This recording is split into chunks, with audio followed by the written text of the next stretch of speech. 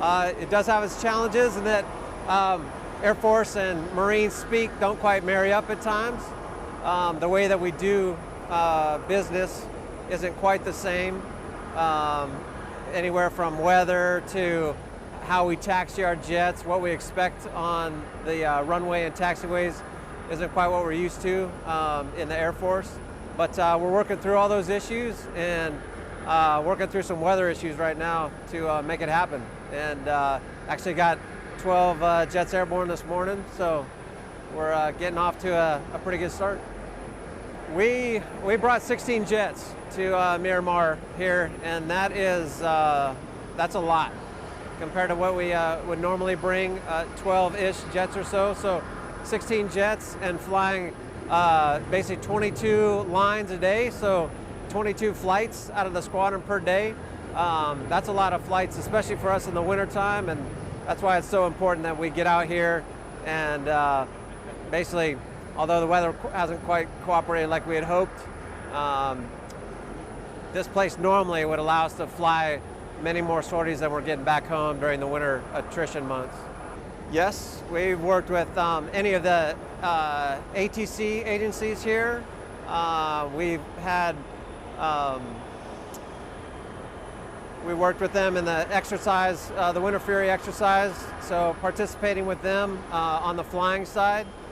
We've also had some good dealings with their base operations folks, and basically their equivalent of an OSS commander. All of that has been top-notch and stellar, and awesome support from these guys. They're happy to have us here, have already invited us back for future operations here and exercises, so basically bridging those relationships, forging them early on, it's been awesome. Okay, the Winter Fury exercise, we're planned for DCA, defensive counter-air. So in those scenarios, we've got the Blue Air Forces and then we have Red Air Forces. On the Blue Air is the good guys, and basically we're defending either a lane or a point on the ground. So for example, defending our BX from bad guys who are trying to put bombs on that BX. That's one of the scenarios that we're fighting through. The other one is OCA, or offensive counter-air, and in those scenarios, we normally act as an escort to destroy enemy fighters that allow our Blue Air or good guy bombers to get to a target complex on the ground.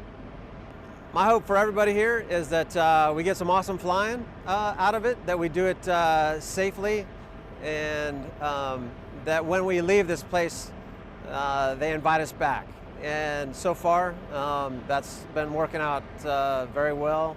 They've already, like I said, already invited us back. But that's my hope for everybody, that we get some good training out of it, that the Marines enjoy having us here, and that we get good experience both in the ground operations side and on the flying side, and get invited back next year.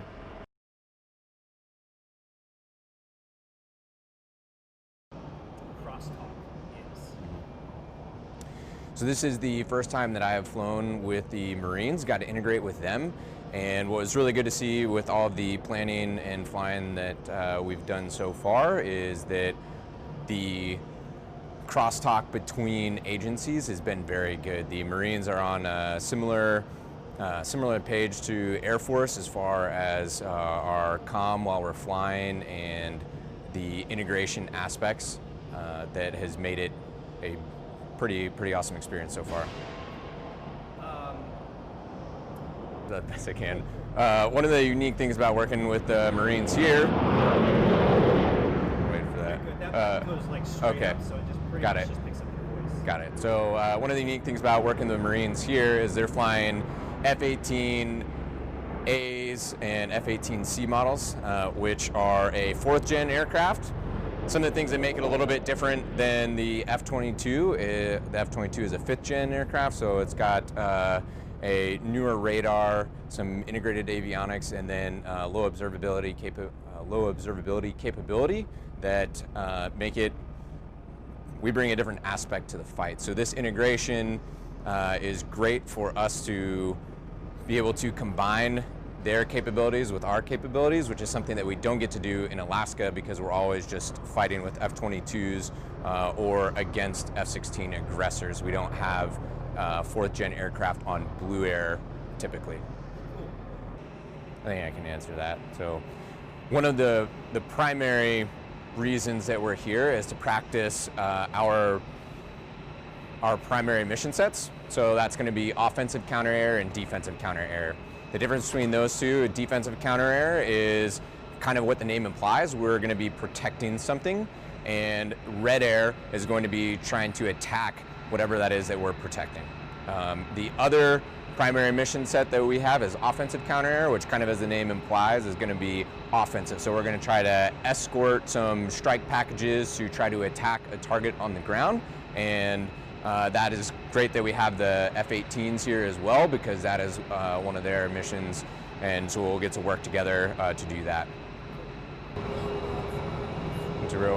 So this exercise is really important for practicing for potential real-world situations, because wherever we go, we're not going to be alone. And there are standardized tactics across the services that we only get to practice when we're at an exercise with joint units where we can fly those tactics and then learn from them. That is an opportunity we don't get very often in Alaska. Exactly. Without these exercises, then we don't get to practice those standardized tactics across the services very often, just because we don't have the other aircraft involved in the training missions. That's the primary objective. Some of the other objectives is, for this TDY in particular, we tried to bring the minimum amount of maintenance equipment that we could and kind of exercise some bare base operations to try to help be more agile in the future with bringing less maintenance equipment with us. So that could be something to talk to the maintainers about. The other thing is some dislocated communication. We're doing some small objectives there, but we are trying to basically how do I put this? We're trying to be able to test out capabilities to distribute communication, or trying to test some capabilities for dislocated communications. If we were in some austere location, would we still be able to talk to leadership, etc. So there's just some other objectives that we're trying to accomplish on a small scale while we're here, but primary being that's a great question. This TDY is very complicated because of the fact that we have 3 different squadrons. With the reserves, this is counting as their annual tour, which makes it more challenging from a personnel perspective as well, trying to manage the reserve requirements as well as the active duty requirements, and then we're bringing both personnel and aircraft from both active duty squadrons in Alaska. So 16 jets is more than normal that we take on a TDY, but because of the amount of people, we wanted to bring more jets to get more flying and more training for all of the pilots involved. And some of the logistical challenges with that was just the amount of aircraft requires more maintenance equipment. Was neat about that, getting all the equipment here. The reservists actually the Air Force Reserve Command had a C-5 and C-17 training lines that were used to bring a lot of our equipment here. So not only do we get the training here, but also some of the other reserve units around the country got training by flying up to Alaska and then practicing their airlift mission, bringing cargo down to Miramar.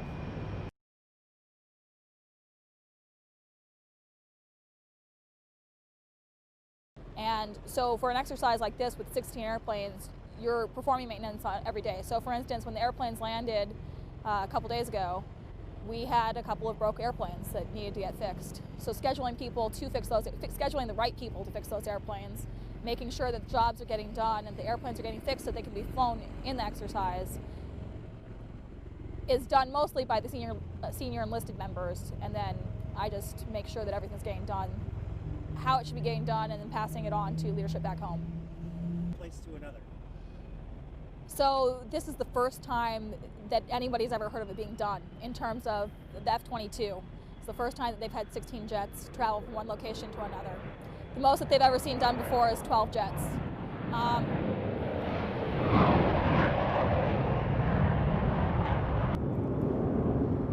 There's a lot of logistical stuff that goes into it. In fact, we're still waiting on some of our equipment from Elmendorf. Before we had any of the jets here, we had a plan to get equipment from various locations. March Air Reserve Base lent us a lot of their maintenance equipment. We also got a couple of vehicles from them, including a fuel truck and a couple of bobtails. We got a 10K AT forklift from Travis Air Force Base. And we've been trying to get some stuff from Edwards as well in terms of some maintenance stuff to do some of the jobs that we're trying to get done while we're waiting for our equipment to come from Elmendorf, because that's been delayed. So not just the mission planning that the operators have to do in order to get the airplanes down here and the various pieces that could happen. So for instance, for them to fly this distance, they either have to stop somewhere else or they have to get tankers to come out and coordinate with them to refuel along the way to get out here. So you're talking a lot of little pieces that could not happen or break or not go according to plan that have to be planned and scheduled ahead of time. And then different courses of action in case that doesn't work. In this case, we have been fortunate enough to have a really good active and reserve relationship.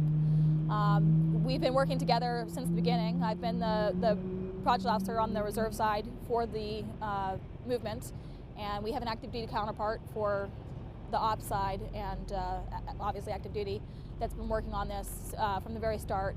And together we've been working together since the beginning, and that's kind of helped, I think, in terms of getting this put together well. Now, the front half of the exercise is reserve loaded, so we have the majority of our personnel on the front half, and we're doing an AT. AT is annual tour. It's a 2-week period of time that reservists go and they train. It's to help them get themselves trained up and ready to deploy and do the mission. In this case, we also got AFRIC to allow us to increase our AT by 5 days. So most of our maintainers have an additional extension on their AT. So they're out here for approximately 20 days to be there for half the exercise. The second half of the exercise is going to be largely active duty run, where the active duty will then take charge. Their people will be, will have,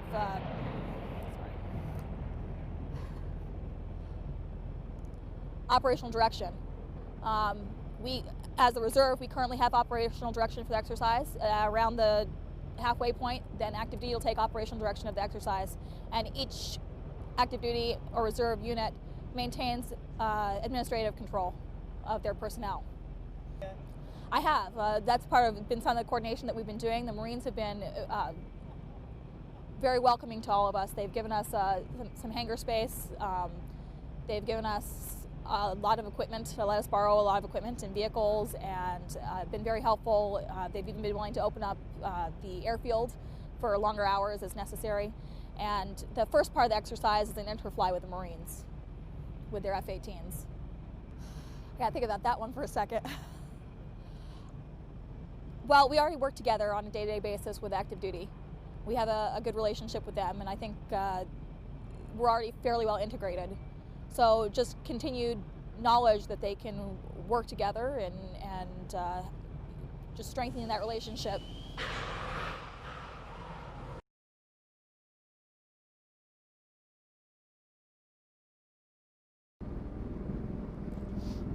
How does this particular exercise help you or your unit? So what I've noticed so far is this exercise has really made us think outside the box. This is a location that we normally don't come to, so there's a lot of variables that we have to kind of make a quick decision, and we got to figure it out. Just because of the fact that we're on a naval air station, there were a lot of things that we don't have that we normally do have back home station, and it's you gotta work through some pretty hairy situations, but it's good for the teamwork aspect. We're here working with a lot of different organizations, and I think it really helps the whole joint warfighter mentality, working with all these different agencies. Have you did all yet? Yes, actually. So when we first got here, I was advon. We got here before main body when we unloaded all the cargo, and they were actually a really big help in steering us in the right direction and getting all of our equipment, tools, and everything set up for the jets out here where we have them now. Cool. Have you had a chance to take a look at the F-18s at all? So we have looked around quite a bit at the F-18s and the helicopters as well.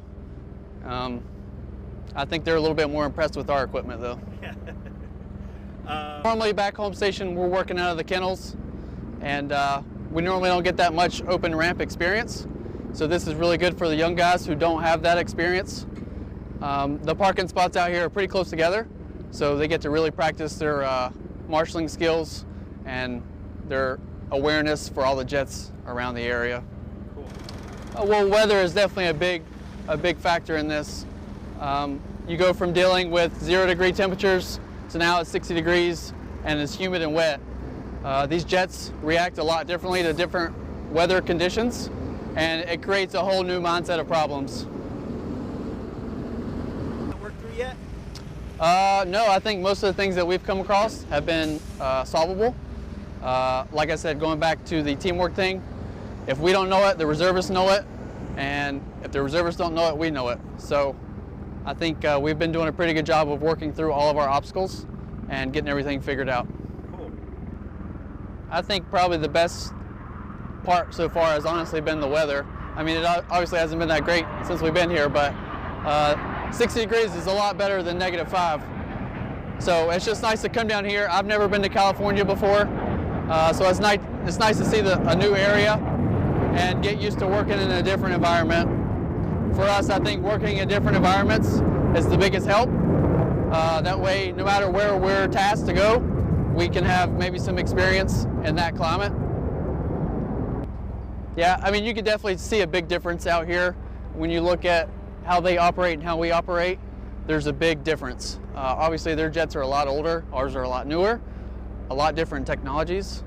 So I think joining those two and working the older style jets with the newer style jets and being able to work together, I think is pretty cool. And to be here and see how they operate and see all the different aircraft that they have, they're constantly flying around. So it's nice to kind of get in on that and see how everything operates.